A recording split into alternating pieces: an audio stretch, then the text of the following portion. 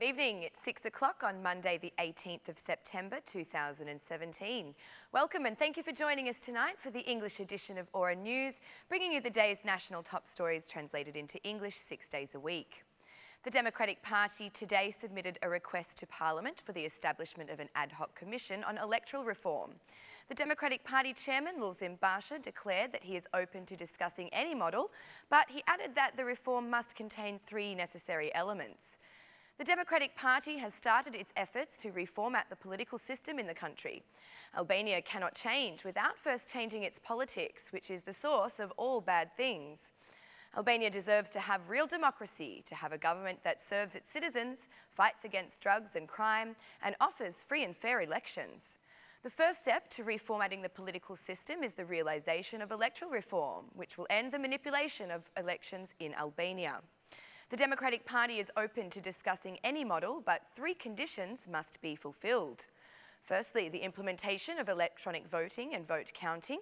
Secondly, the number of chairmen and parties must be reduced. Third, more power is to be given to citizens so that they decide the way that they will be represented in Parliament and in decision-making bodies, declared the DP chairman. Mr. Balla added that the reform is the main priority of the Democratic Party and that the opposition will not allow the realisation of the reform without consultation with citizens. When asked by journalists about the political agreement with the Prime Minister, the DP chairman had this to say. The agreement was violated by Edi Rama in the June 25 elections. Free and fair elections were the core of the agreement, but this was not delivered on June 25. Edi Rama positioned himself by the side of those who buy and manipulate the citizens' vote. It is for this reason that we are in front of Edi Rama, explained Mr. Balla. The Democratic Party has not yet made a decision about the electoral system, but its experts have been working for several months and are reviewing the most successful models. Sources within the Democratic Party see a majority system with 100 electoral areas as the best system for our country. Through this system, 20 members of Parliament will be elected based on the current proportional system, but with a national candidate list. Under this setup, the numbers of members of Parliament would drop from the current total of 140 down to 120. The Prime Minister took to Facebook to comment on the electoral reform with a status update reading, "Electoral reform is part of the package from the May 18 agreement, and it starts with guaranteeing the votes of Albanians who live abroad. The ideas of one party do not constitute as conditions for another party."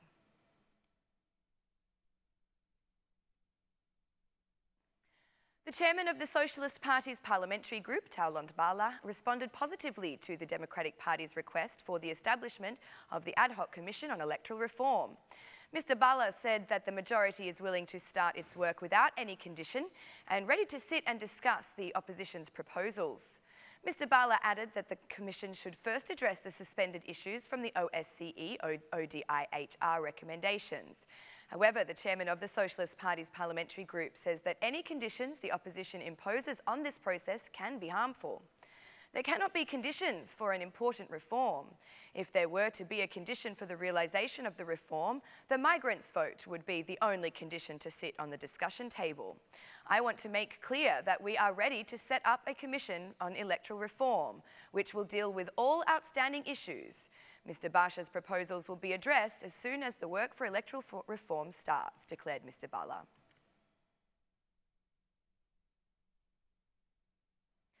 The chairman of the Socialist Movement for Integration's parliamentary group, Vasili, declared today that the SMI supports the realisation of electoral reform and hopes that it offers positive results.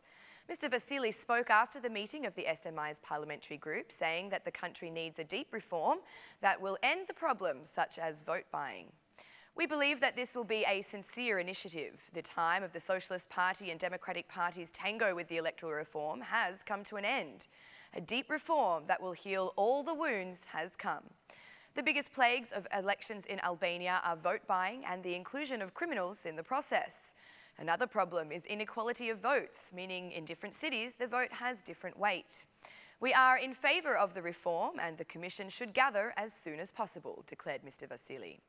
He went on to add that the time has come to an end for the institutions that have been established through stolen votes and do not perform a legitimate function. The chairman of the Socialist Movement for Integration's parliamentary group appealed for the approval of a code of behaviour in Parliament, a project which, according to him, has been proposed by the OSCE. Rapporteur for Albania in the European Parliament, Knut Fleckenstein, is in Albania. Mr. Fleckenstein held a meeting with the president of the country, Ilir Meta. Comprehensive reforms and consensus between the majority and the opposition were the focus of the meeting. According to the announcement from the President's office, the President of the Republic put emphasis on the collaboration between the majority and the opposition. The advancement of comprehensive reforms with wide consensus between the majority and opposition is very important. This aims to enable a climate of trust and close interaction to progress further with the objectives of Albania's integration into the European Union, declared the President. Mr. Meta went on to highlight that the implementation of judicial reform is of major importance, especially the vetting process, which will help with the swift creation of new justice institutions. Mr. Fleckenstein also held a meeting with the Assembly Speaker, Mr. Gramos Rucci, who declared that the election result is a clear mandate for the realisation of reforms. We have started with the implementation of the judicial reform, which was approved with consensus in July of 2016.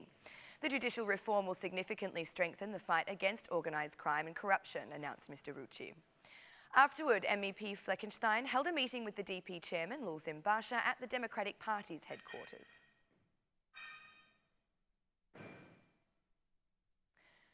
Businesses that operate their activity in the national road axes must remove all illegal advertisements in the next 15 days, or the owners will face fines. The Minister of Energy and Infrastructure said that a national operation has been launched for the removal of the illegal objects and signals on the roads, which have turned into a cause of road accidents. The Minister was at the bridge of Skozet, where he declared that the government is planning to rehabilitate the environment. Through this operation, we will remove all businesses that operate in illegality without permission. We will also remove different advertisements in streets which have nothing to do with road signals and are a source for road accidents. We are analysing all the points on which we will intervene, classifying them based on the risk they possess. There will be no tolerance. We will have cleaned all the national road axes by the end of this operation, declared the Minister of Energy and Infrastructure. Even though state institutions report a decrease in the number of road accidents compared to the previous years, 117 people have died in only the first 7 months of this year. Although in many cases high speed and loss of control are major influences in road deaths, security experts have also emphasised the need to remove the illegal commercial stands from the roads. The former Minister of Transport had also advised of such actions following the high number of road accidents.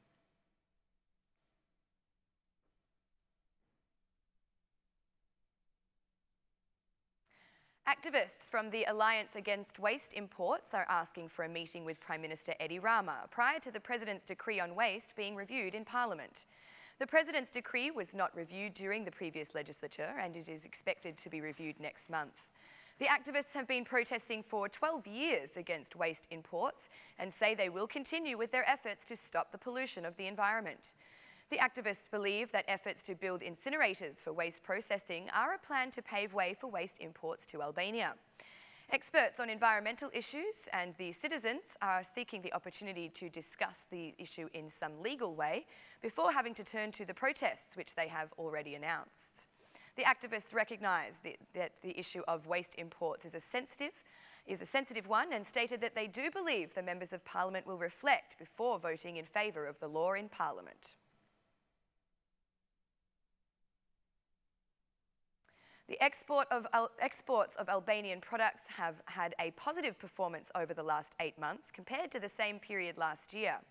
The data from the National Institute of Statistics on Foreign Trade show that the manufacturing industry is the country's main source of exports, but it is not the main reason for the increase. The biggest growth in exports has been attributed to the construction materials and metals subgroup, which is up by 5%.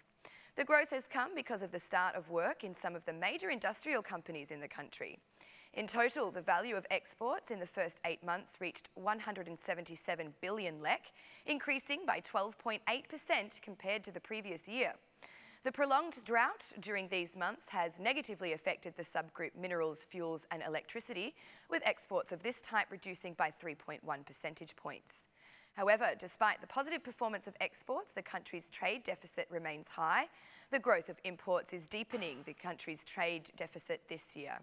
According to data from the Institute of Statistics, the trade deficit expanded and reached up to 223 billion lek in the last 8 months, increasing by 1.6% compared to 2016.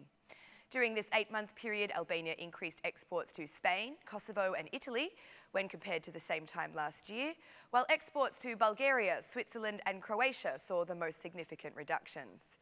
In the period January to August 2017, exports to EU countries accounted for 76.6% of total exports. That's all for our English edition this evening. My name is Alexandra. Please join me again Monday through Saturday at 6 p.m. for your local news in English. On behalf of Aura News, thank you and good night.